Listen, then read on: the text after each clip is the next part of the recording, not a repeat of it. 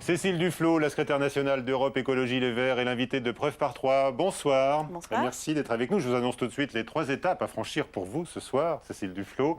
Dans un quart d'heure, vous répondrez aux questions d'Yves de Kerdrel du Figaro, un écolo-sceptique, je vous préviens tout de suite. Ça, je crois que je sais. Vous le connaissez, vous le lisez. Et puis en fin d'émission, Perrine Tarnaud de Public Sénat nous rejoindra pour vous interroger sous un angle plus personnel, vous verrez ça tout à l'heure.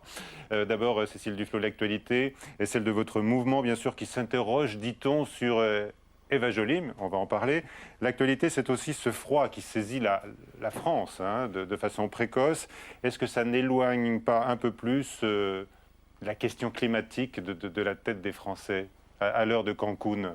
Non, mais alors d'abord, deux choses. Vous avez dit dit-on sur Eva Joly. Donc, chez moi, on disait on est un 3 petits points. Donc, je pense qu'on en c'était parlera. vous, vous vous êtes réunis autour d'elle, pas plus tard que lundi. Pas du tout, c'est pas parce qu'on a des interrogations, mais on y reviendra. Ouais, sur ouais, la question du froid et du dérèglement climatique, Oui. 2010 est d'ores et déjà l'année la plus chaude de l'histoire de la météorologie.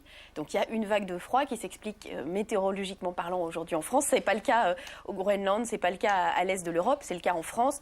Et c'est pas le thermomètre du jour qui donne les dangers, les risques du dérèglement climatique. Et je crois que les Français ont très bien compris d'ailleurs Oui.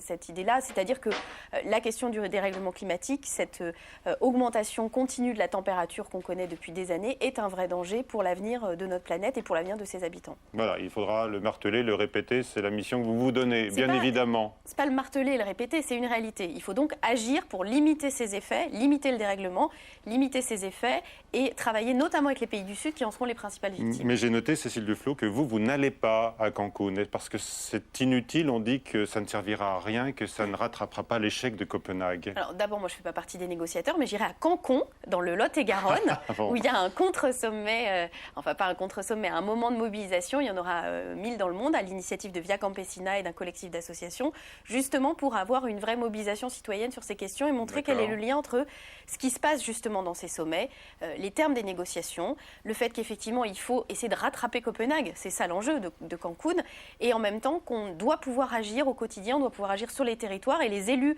actuels en France peuvent agir dans leur politique publique. La mobilisation citoyenne, est-ce que vous ne craignez pas chez les dirigeants que la crise économique bouleverse les priorités, qu'il y ait une sorte de retour de balancier, même si vous le niez dans l'opinion il y a un instant? D'abord, je pense que c'est justement si on lit les questions écologiques, les questions économiques et les questions sociales qu'on aborde les solutions. Et c'est ça l'enjeu des écologistes aujourd'hui, et c'est quelque chose qui commence à arriver dans l'ensemble du monde. La première maire verte a été élue sur une commune de plusieurs centaines de milliers d'habitants au Japon. Vous connaissez le résultat de Marina Silva, la candidate écologiste au Brésil, justement parce que l'écologie avec un autre modèle de développement, avec une volonté d'être plus sobre, de limiter le gaspillage, d'utiliser... Sans aller jusqu'à la décroissance, vous n'en parlez plus. Ça dépend. La question de la décroissance, c'est une question qui est une question un peu vaine. C'est la décroissance de quoi et la croissance de quoi La proposition des écologistes, c'est la conversion écologique de l'économie. Ça veut dire qu'on va vers des modes de production et des types de production beaucoup plus durables, beaucoup plus économes en ressources et qui créent de l'emploi et de l'emploi local. C'est ça l'idée du projet économique que défendent les écologistes et qui, je le crois, est le seul, notamment parce qu'il n'est pas dogmatique, qui peut répondre à la crise qu'on connaît, qui est une crise globale. Et donc, la prise en charge des grandes questions environnementales, si je vous comprends bien, Cécile Duflot, pour vous, ça n'est pas un coût économique, mais c'est une perspective de gain. D'abord, oui, c'est une nécessité. Oui, c'est une perspective qui permet à tous de vivre mieux, de travailler à proximité du lieu où ils habitent, de raccourcir la distance entre le lieu de production et le lieu de consommation. C'est vraiment une autre façon d'envisager la vie en société, mais d'une manière beaucoup plus durable. C'est ça l'objectif. Et effectivement, ça participe de la résolution de la crise, parce que la crise qu'on connaît aujourd'hui, c'est pas une crise conjoncturelle ou c'est pas une crise bancaire. C'est la crise d'un modèle de développement qui va trop vite, va trop loin, qui a favorisé le gaspillage et qui s'épuise. La France est représentée à Cancun, bien sûr, par la ministre de l'écologie, Nathalie Kosciusko-Morizet. Est-ce que vous lui faites confiance ? La question, c'est pas de lui faire confiance. Le vrai sujet, c'est de savoir quel mandat elle a. Elle affiche des ambitions, Oui, sauf que la France a été très en retard aujourd'hui sur ses engagements, notamment sur l'aide aux pays du Sud pour aider à gérer la transition énergétique.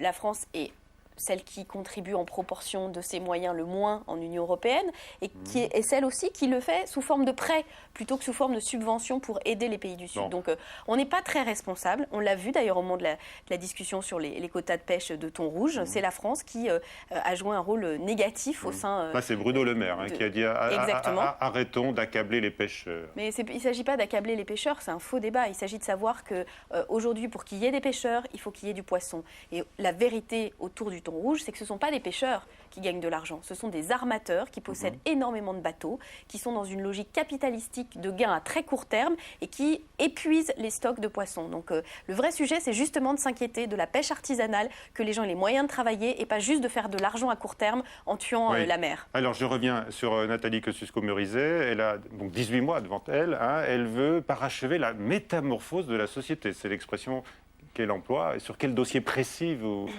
serez attentif? Franchement, je lui souhaite Elle parle des emplois verts, elle parle des nouvelles règles de l'urbanisme.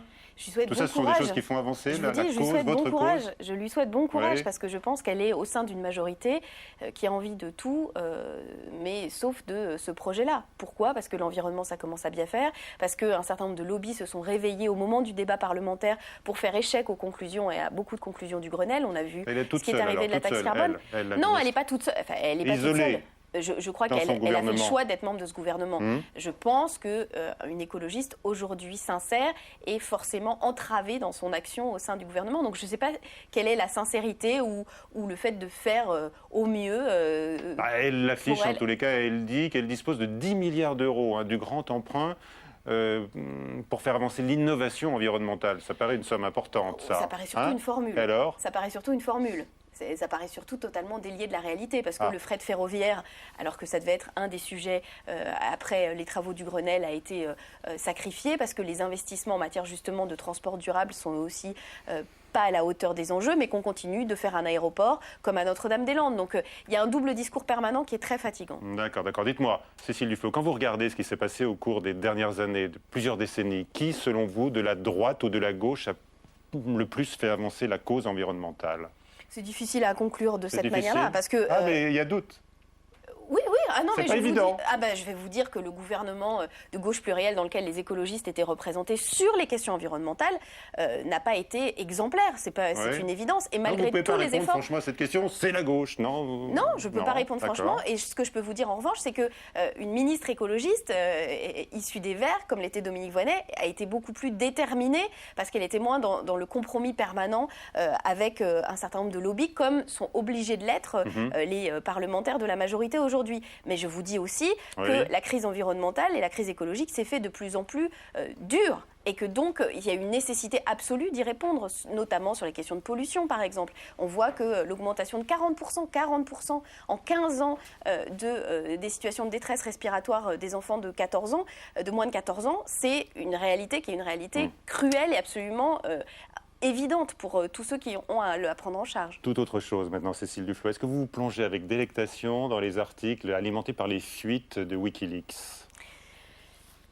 Comment vous répondre? Je ne me plonge pas avec délectation. Je ne suis pas tellement surprise. Et ce que je constate quand même, c'est qu'un certain nombre de médias, eux, utilisent avec délectation ces fuites pour écrire ce qu'ils n'ont pas osé écrire eux-mêmes. Par exemple, sur le président de la République. Il y a un certain nombre de choses qui sont dites, que les journalistes se disaient entre eux, mais qui n'osaient pas écrire dans leurs journaux, sur son caractère, sur comment il avait vécu son divorce. On est quand même dans le microcosmique, mais je dis quand même qu'il y a une certaine ambiguïté par rapport à... Vous approuvez le procédé qui consiste à publier ces fuites? Je pense qu'il y a un certain nombre de sujets qui méritent davantage de transparence.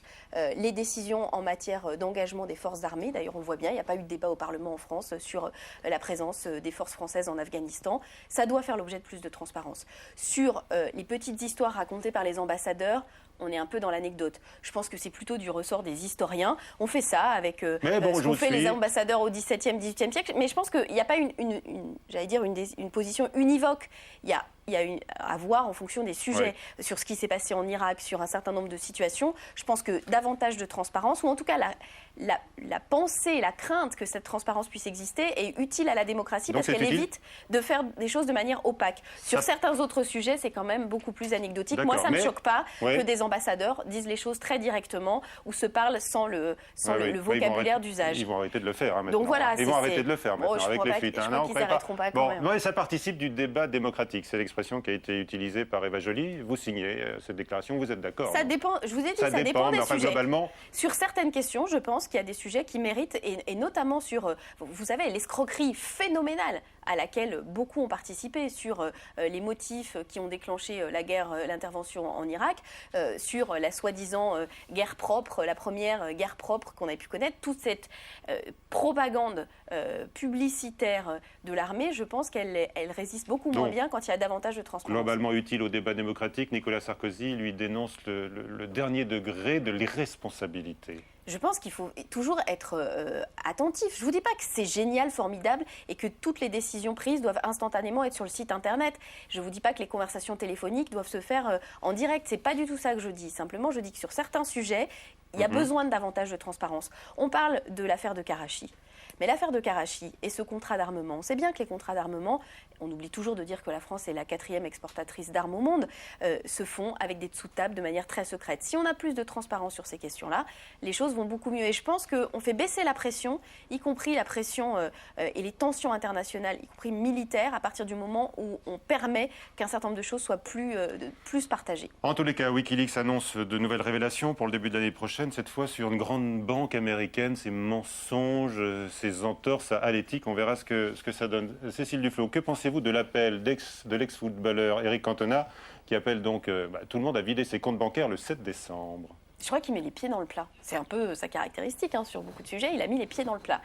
Et il met les pieds dans le plat sur un sujet qui est un sujet réel. C'est-à-dire comment on peut accepter qu'après que les pouvoirs publics, les États, aient sauvé les banques, un certain nombre de banques en situation de quasi-faillite, celles-ci et un certain nombre de leurs investisseurs se retournent contre les dettes souveraines des États pour spéculer, c'est vrai que c'est totalement inadmissible. Comment on peut, dans le même temps, voir le nombre de milliards qui ont été investis pour aider à sauver les banques et que très rapidement après, ces mêmes banques dégagent des bénéfices considérables et les redistribuent à quelques-uns de leurs salariés? Il y a un sentiment... donc il faudrait frapper un grand coup le 7 décembre. Je ne suis pas sûre que ce soit la bonne méthode.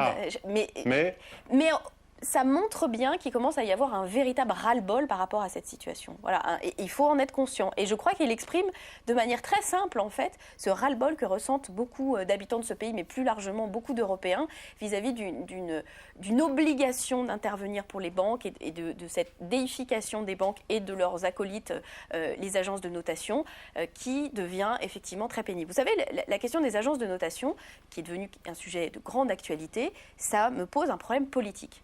À partir du moment où ce que doit avoir une collectivité, c'est une note donnée par une agence de notation, qui sont d'ailleurs très peu nombreuses, qu'est-ce que ça veut dire? Ça veut dire que la liberté politique, d'exercice des responsabilités politiques par des élus, devient de plus en plus limitée. Et ça pose une vraie question démocratique. Est-ce que oui ou non, les agences de notation doivent intervenir et peser à ce point sur le destin des collectivités? Je retiens que vous saluez l'initiative de Cantona. Je ne salue pas son initiative, je dis... Vous n'allez pas jusqu'au bout. Enfin, vous n'allez pas jusqu'au bout. Vous n'allez pas vous retirer vos fonds à la banque le 7 décembre pour faire s'écrouler le système. J'en sais rien, je ne sais pas si ça fait s'écrouler le système. Je dis, il met les pieds dans le plat. Il met les pieds dans le plat. Il faut comprendre pourquoi ces pieds dans le plat reçoivent un écho aussi favorable et intéressé. C'est normal pour un footballeur, on dira, peut-être, ici, il met les pieds dans le plat.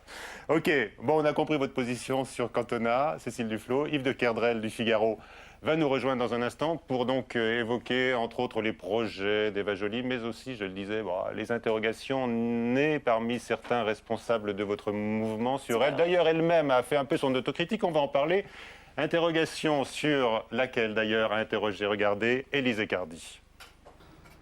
Ambiance feutrée pour réunion de crise. Lundi dernier, dans ce restaurant parisien, Eva Joly a fait venir une trentaine de cadres écolos pour parler d'avenir et pour essayer de rattraper un rendez-vous manqué.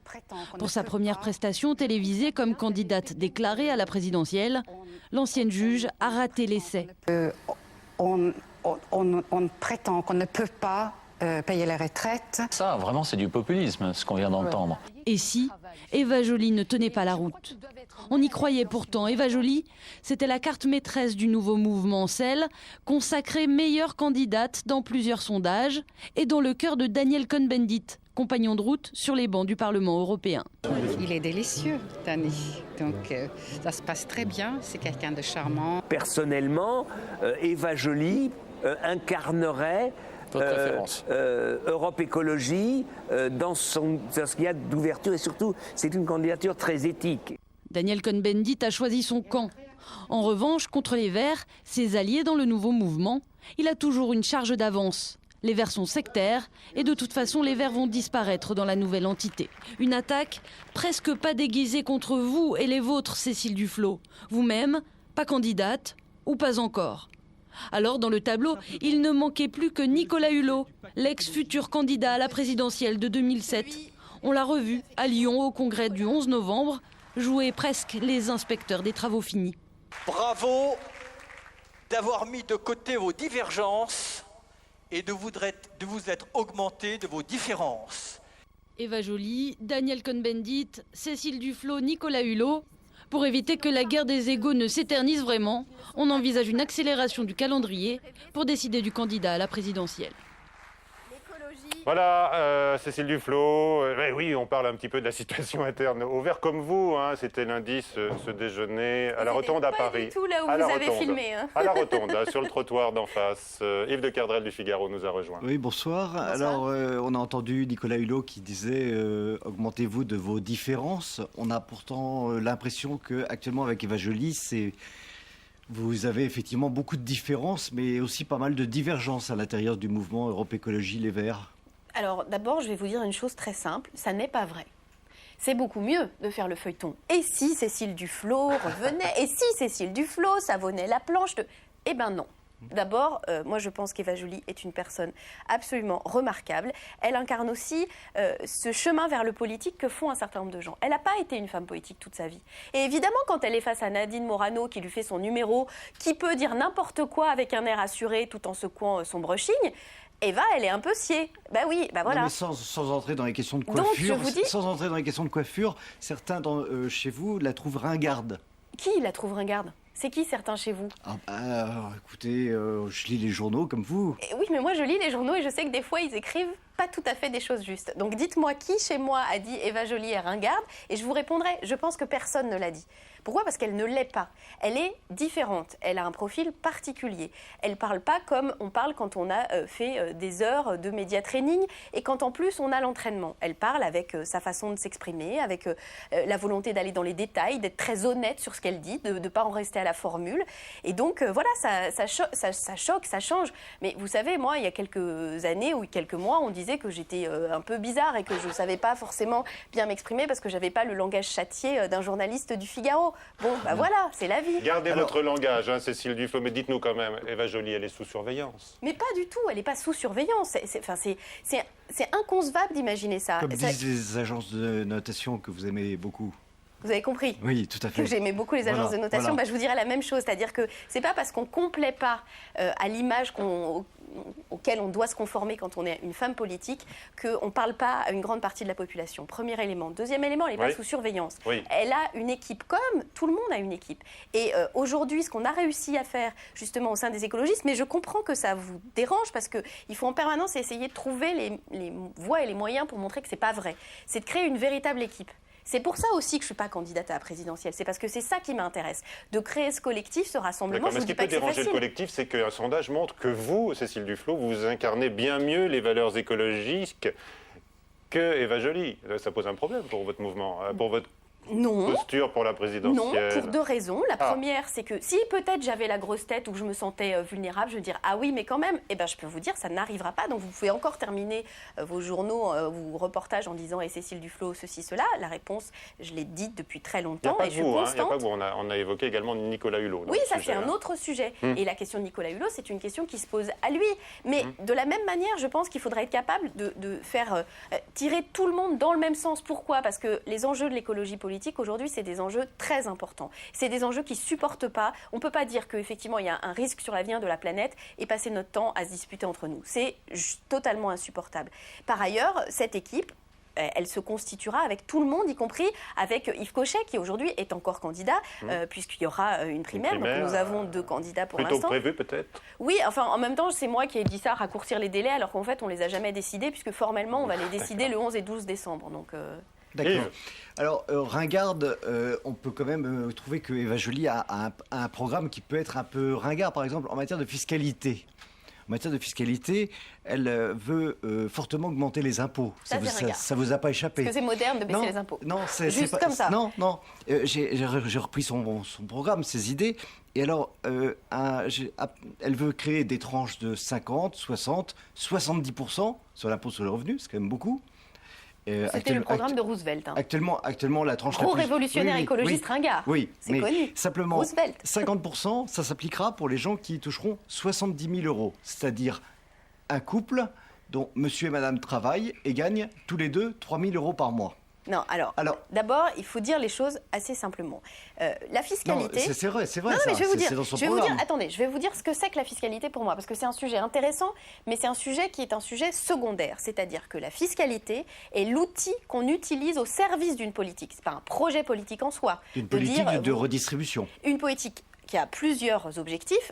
Une politique écologiste a plusieurs objectifs, dont un est un meilleur partage des richesses. Oui, nous, on dit avec tranquillité qu'il faut aller vers un revenu minimum et qu'il faut aussi limiter le revenu. Et que l'accroissement de l'écart entre ceux qui vivent avec le moins d'argent et ceux qui atteignent des sommes de revenus considérables est un facteur de déstabilisation de la société. Donc il faut réduire cet écart. Donc, ça, c'est le premier point. Quand monsieur et madame gagnent chacun 3 000 euros, il faut limiter les richesses. Parce que votre analyse, enfin sur les chiffres que vous utilisez, je pense qu'ils sont faux. Je ne suis pas une bête en taux d'imposition, mais à mon avis, ce que vous dites est inexact. Faites-moi la démonstration rapidement. 70 000 euros de revenus par an, divisé par 2, monsieur et madame, ça fait 35 000 euros divisé par 12 mois. Vous savez bien que là, vous êtes en train de parler en revenu net, alors qu'on parle en revenu brut, qui a tous les 10 et les 20% d'abattement. Vous voyez, je connais un tout petit peu le sujet, je pense que c'est un peu rapide. Alors, je vais continuer sur la question de la fiscalité, parce qu'il y a un aspect, c'est la redistribution et le partage des richesses. Un deuxième aspect, qui est la dimension écologique. Et oui, nous voulons mettre en place une véritable fiscalité écologique. Ça ne veut pas dire la taxe carbone, comme on l'entend très rapidement. Ça veut dire faire en sorte qu'on engage la transition énergétique et qu'on aide tous ceux et celles qui aujourd'hui, par exemple, 13% des familles en France, dont une majorité de plus de 60 ans, n'ont plus les moyens de se chauffer. On parlait avec vous de la vague de froid aujourd'hui, depuis quelques jours en France. Il y a des gens aujourd'hui qui souffrent du froid et ce qui a des conséquences très importantes sur la santé. Donc engager cette transition énergétique avec un vrai plan d'économie d'énergie qui crée de l'emploi et de l'emploi durable, avec une évolution des modes de production d'énergie, ça aussi c'est quelque chose de très important et ça se traduit fiscalement. Très bien. Alors vous dites distribuer des richesses. Mais pour distribuer des richesses, il faut partager les richesses. Il faut quand même que certains en produisent. Alors comment est-ce qu'on incite certains à en produire si à partir de 3 000 euros par mois... Ça vous a traumatisé, ça. Là, vous avez vu votre feuille d'impôt et vous avez eu une angoisse énorme. C'est dingue parce que vous avez fait mieux que François Hollande qui considérait que les riches, c'était à partir de 4 000 euros. C'est pas ça le débat. Par ailleurs, je pense que les chiffres que vous citez, c'est un exercice qui a été fait très précis d'une loi de finances alternative et qui a été présentée à l'Assemblée nationale pour dire, dans le contexte actuel, quelle serait la loi de finances alternative que pourraient proposer les écologistes. Ça n'est pas le projet de projet des écologistes. C'est la loi de finances alternative. C'est concret, parce que par rapport à toutes les formules assez utopiques que vous enfilez, D'abord, elles ne sont pas utopiques, nos formules. Elles sont, au moins, c'est concret. Je vous dis, aujourd'hui, en même temps, si ceux qui proposent soi-disant des solutions réalistes étaient capables de dire comment ils font pour éviter qu'il y ait des crises en chaîne entre l'Irlande, l'Espagne, le Portugal, dont on menace de dégrader la note, la Grèce, où la seule solution, c'est la dégradation des conditions de vie, c'est la diminution, parce que là, il ne s'agit plus d'impôts, il s'agit de baisser les salaires, y compris les salaires des fonctionnaires. Donc, on est dans une autre dimension. Si c'est ça les solutions réalistes, alors moi, je ne les trouve pas très réalistes. Je trouve que c'est un renoncement politique absolu. Voilà. Yves de Kerdrel, est-ce qu'il y a un élément du programme des Verts et d'Eva Joly, pour ce qu'on en connaît pour l'instant, qui a pu vous séduire? Mais non, il trouve que c'est ringard. Attendez. Qui a pu me séduire? Non, alors qui a pu me laisser interrogateur. Vous parlez d'un développement massif de l'économie sociale. Alors comment est-ce qu'on passe d'un pays où on est déjà dans une économie assez peu marchande, puisque 55% de la richesse provient des dépenses publiques en France, à un pays où on fait d'économie sociale? Vous mélangez deux sujets. Vous mélangez ce qu'on fait ce que sont les sources d'activité. Et aujourd'hui, on sait qu'il y a deux choses. Il y a un champ d'activité qui n'est pas couvert, où on a besoin de services, notamment à la personne. Le président de la République a évoqué la question de la dépendance, c'est-à-dire les personnes très âgées et l'accompagnement qu'on doit mettre en œuvre pour elles. Le vrai sujet aujourd'hui, c'est que c'est un marché en forte croissance et c'est un marché qui sert à dégager du profit pour un certain nombre d'actionnaires. Est-ce que le fait de s'occuper des personnes âgées doit être financé sur fonds publics, mais servir à favoriser des activités qui soient des activités purement de marché? Je ne suis pas certaine. Je pense justement, et les écologistes pensent, qu'il y a un champ entre justement l'administration et entre l'économie de marché, pour l'économie sociale et solidaire, qui a pour vocation de créer des emplois, de créer de l'activité, mais pas d'être dans une logique de concurrence et dans une logique d'accumulation de capital ou de distribution de profits aux actionnaires. Donc la réforme de la dépendance, pour vous, c'est la création d'un cinquième risque? Oui, mais c'est aussi le fait de pouvoir assumer que la manière dont on assume cette aide aux personnes dépendantes n'est pas forcément quelque chose qui doit être dans le marché, comme le fait que la retraite, même si elle va être très fragilisée, ne doit pas devenir à terme un endroit où c'est la puissance privée qui peut investir et gagner de l'argent. Donc il n'est pas question pour vous que la dépendance soit financée par des systèmes d'assurance obligatoires ou collectives ou facultatives? Non, la question, c'est de savoir comment on fait en sorte justement de mutualiser les risques de la vie en société. Oui. Il y a des moments où on a besoin d'être aidé. Il faut qu'il y ait des maternités, il faut qu'il y ait des hôpitaux, il faut qu'il y ait une sécurité sociale. De la dépendance. Et donc, il faut qu'on puisse aussi faire en sorte que les personnes âgées ou très âgées soient protégées, soient prises en charge de manière collective. D'accord. Est-ce que vous avez une question sur le projet de Nicolas Sarkozy de moduler le tarif de la consultation chez les médecins? Vous savez qu'il y a un problème de désertification médicale dans certains cantons, même dans certaines villes, dans certains quartiers, même à Paris. C'est difficile de trouver des généralistes. Est-ce qu'il faudra demain payer son médecin généraliste en fonction de la durée de la consultation, par exemple, et de la nature de l'acte? Est-ce que vous êtes ouverte à cette proposition, cette idée? Moi, je pense qu'on ne répond pas forcément à la question qui est l'équilibre entre les zones urbaines et les zones rurales uniquement par des modulations tarifaires. Mais en revanche, pour revaloriser lucide, le métier. Oui, d'être lucide sur la difficulté qu'ont aujourd'hui ces médecins qui assurent une vraie fonction de service public. Ils ont une activité parfaitement privée, ils sont payés à l'acte, mais ils assurent une mission qui est une mission d'intérêt général. Donc vous voyez bien qu'on est dans cette zone intermédiaire et qu'il y a beaucoup de métiers qui... Quand on parle de la Poste, par exemple... les postiers, aujourd'hui, ils ne font pas que distribuer du courrier. Ils ont un rôle et le fait de dire bonjour et de saluer des gens qui ne voient personne de toute la journée, ça participe de la vie en société. Yves de Kerdrel, encore une question. Oui, alors dans l'actualité, il y a Cancun, vous en avez parlé avec Michel Grosclaude. Il y a aussi la crise de l'euro, vous en avez également parlé. Votre mouvement s'appelle Europe Écologie. Est-ce que vous n'avez pas l'impression... Europe Écologie Les Verts. Europe Écologie Les Verts. Est-ce que vous n'avez pas l'impression qu'à vouloir sauver l'euro à tout prix, on est en train de ruiner l'Europe? Il y a un vrai sujet sur le rôle de la Banque Centrale Européenne. C'est-à-dire... Est-ce que vous pouvez répondre à la question précisément? D'abord, qu'est-ce que ça veut dire sauver l'euro? Sauver l'euro, ça veut dire faire des trous comme le sapeur camembert pour combler un autre trou. Voilà. Donc le vrai sujet, c'est de savoir à quoi sert la monnaie. La monnaie, ça sert à matérialiser des échanges. Aujourd'hui, c'est devenu, et on le voit notamment avec la guerre de la monnaie, un moyen d'organiser la concurrence entre les États.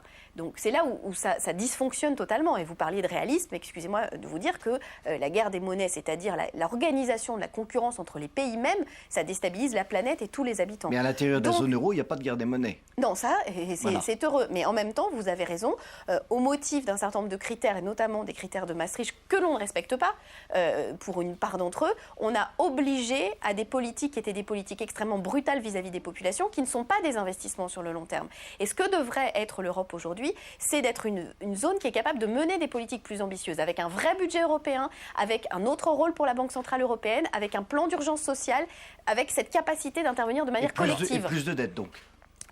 C'est quoi la dette ? La dette, c'est un impôt que supporte tout le monde. Oui, ça c'est certain, mais excusez-moi de vous dire, et c'est le rapport Stern qui l'a montré, que si on ne fait rien sur le dérèglement climatique, on n'aura peut-être pas de dette pour l'instant, mais on aura des milliards d'euros et de dollars à payer dans quelques années. Donc ce qu'il faut choisir... Ce qu'il faut choisir, ce qu'il faut choisir, c'est un véritable investissement et un plan d'investissement. Vous citiez Roosevelt, mais Keynes disait qu'à long terme, on sera tous morts, vous savez. Oui, ça c'est vrai. Voilà. On va terminer sur cette note un peu pessimiste, mais bon, c'est une réalité. Non, justement, c'est pour ça que je fais de la politique, c'est que je pense qu'on peut agir et qu'on n'est pas dans... On doit pas être dans le on renoncement vous voit depuis le début de cette émission, on vous connaît, Cécile Duflot, très combattante, presque guerrière, j'ai envie de dire. Pas du tout. Cécile Duflot, que pensez-vous, par exemple, de Ségolène Royal, qui a frappé un grand coup en annonçant sa candidature Et ce coup de poker qu'elle fait, vous êtes bluffé. Est-ce que je suis bluffée? Par Ségolène Royal. Je vais vous dire, je pense très sérieusement que je dois faire partie, comme je suis chef de parti, investie dans la vie politique, des gens qui sont le plus sensibles aux petits jeux de la politique politicienne.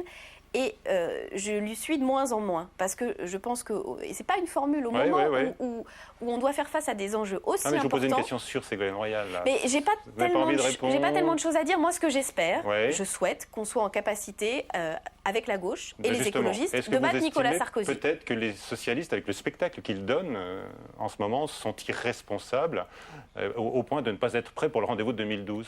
Je leur souhaite beaucoup de courage collectivement et aussi justement d'être attentif à cet objectif commun qu'on doit partager. D'accord. C'est un rappel à l'ordre, dites-le franchement, parce que là, vous ne répondez pas franchement. Non, c'est pas que je réponds pas franchement, c'est que j'ai pas un avis tranché sur le sujet. J'ai pas envie de commenter. Vous comprenez ça? J'ai pas envie de commenter les débats internes qui sont en plus très suralimentés. Je vous ai répondu tout à l'heure sur ce que vous disiez par rapport à l'avis des écologistes et ce qu'ils penseraient ou pas d'Eva Joly. Pour beaucoup de choses, ce sont du commentaire sur de l'invention. Donc je me doute vous êtes bien, là pour corriger tout ça. Je me doute bien que c'est sans doute pareil pour une part chez les socialistes. Et maintenant, vous allez peut-être corriger des choses sur vous-même, Cécile Duflot, Yves de Kerdrel, merci, puisque Perrine Tarnaud de Public Sénat va nous rejoindre pour des questions donc plus personnelles. Mais d'abord, Cécile Duflot, c'est Tam Tranui qui s'est intéressée à votre personne. Une forêt de caméras seulement pour vous. Pas mal pour quelqu'un qui dit avoir le charisme d'une huître. Je l'avais repérée dans une campagne législative où elle était suppléante. J'ai dit, c'est une excellente communicante et j'avais proposé qu'elle soit au collège exécutif des Verts. Donc, je ne vois pas d'où vient cette expression charisme d'une huître. En mars dernier, vous êtes élu au Conseil régional d'Île-de-France. Comme le veut la règle interne de votre parti, vous annoncez démissionner de votre mandat d'adjointe au maire à Villeneuve-Saint-Georges. Mais à la mairie, on attend toujours. Au début de son mandat, après son élection, on a eu l'impression qu'elle voulait faire plein de choses, qu'elle s'est investie. Et puis, ça s'est un petit peu effrité au fur et à mesure qu'elle s'impliquait dans sa campagne des régionales. Donc, petit à petit, on l'a vu disparaître pour pratiquement ne plus la voir du tout. Si elle ne peut pas assumer sa charge, à ce moment-là, elle démissionne de son poste de maire adjoint et je pense que Madame le maire confiera le poste à quelqu'un d'autre. Et oui, ça fait longtemps qu'on ne vous a pas vu à la mairie. Personne ne blâme vos ambitions politiques. Ils aimeraient simplement que vous teniez votre promesse. C'est vrai qu'entre la parole et les actes, il y a toujours un décalage en politique. Et les beaux discours, ça fait presque partie de la fonction. Mais il semblerait bien que vous, qui déclarez ne pas être taillé pour le job, commencez à en maîtriser les codes. Perrine Tarnaud nous a rejoint, vous pouvez réagir, mais elle va d'abord, Perrine, vous poser une première question. Par rapport au sujet, bonsoir Cécile Duflot.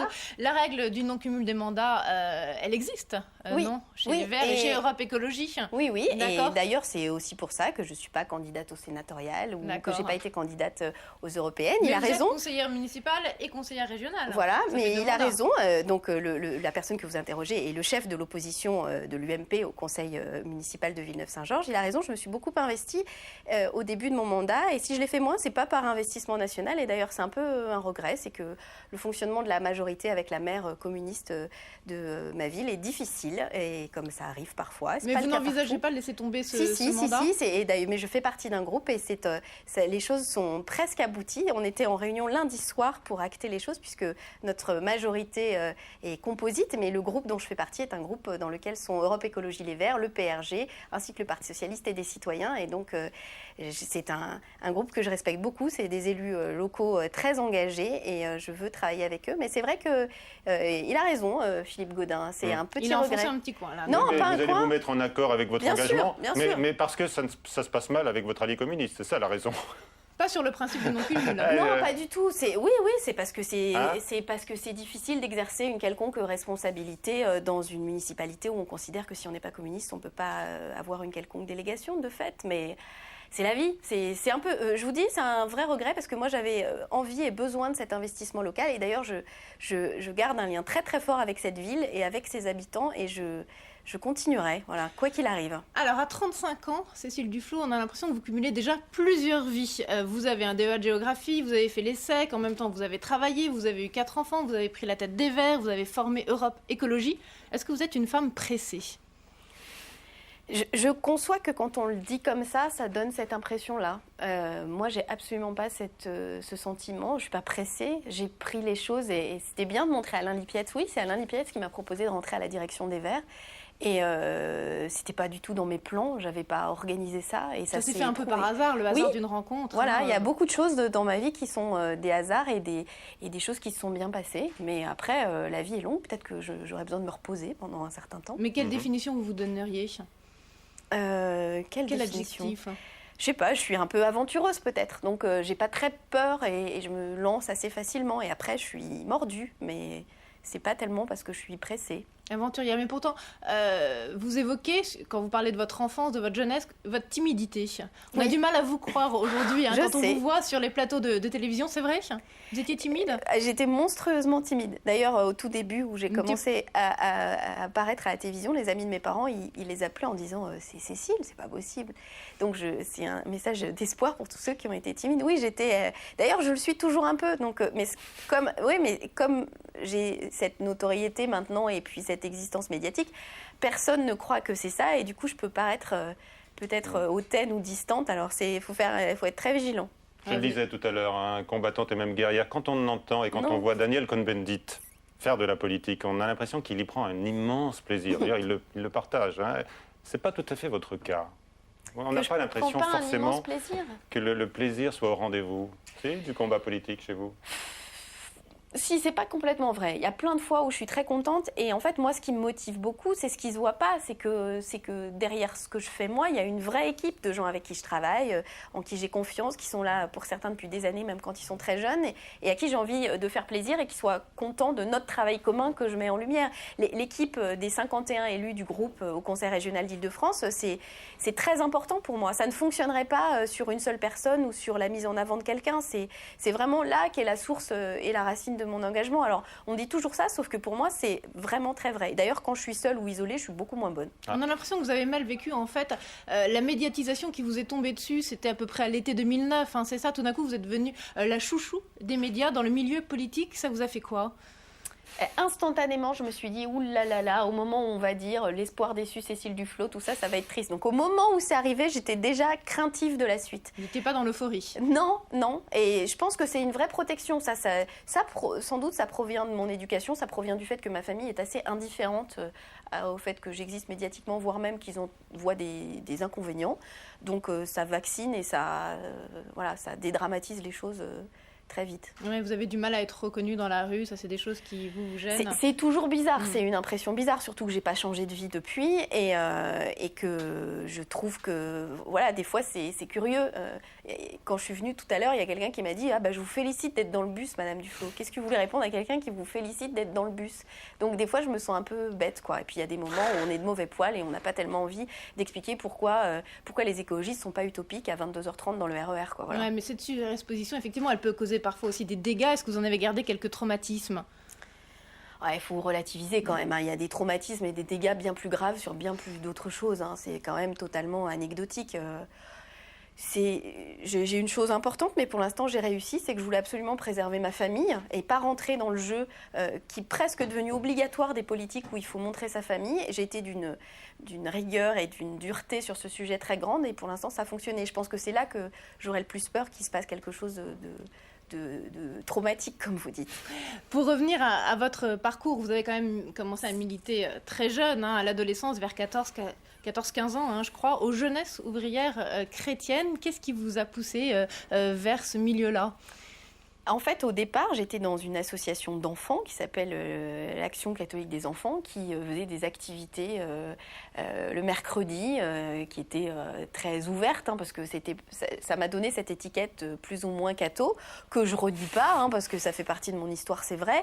En même temps, c'était une association d'éducation populaire historiquement catholique, mais dans lequel, vu l'endroit où j'habitais, il y avait des musulmans, de tout ce que vous voulez. Enfin, le brassage social était très grand. Donc j'en garde un très bon souvenir et c'est mon enfance, mon adolescence, c'est comme ça que je me suis construite. Donc vous avez ce fond d'éducation finalement catholique qu'on ne connaît pas tellement chez vous, qu'on ne voit pas aujourd'hui, que vous ne revendiquez pas ? Non, mais je suis un peu un mélange de tout ça. J'ai été élevée dans une ville qui était dans un quartier, dans une cité qui était un lieu de brassage social et surtout de brassage de nationalité et d'origine extrêmement variée. Et en plus, j'ai eu ça. Et puis, une mère qui était une militante de l'environnement et qui m'a traînée tous les week-ends. Que vient votre fibre écologique? C'est d'elle que c'est instinctif, on va dire. C'est pas d'elle que vient la réflexion, et notamment toute la réflexion sur les questions économiques et sociales, parce que moi j'étais à l'ESSEC en 2000, au moment de la bulle Internet. C'était un moment où être écologiste, alors là, c'était pas de l'utopie, c'était carrément irréel, voilà, martien.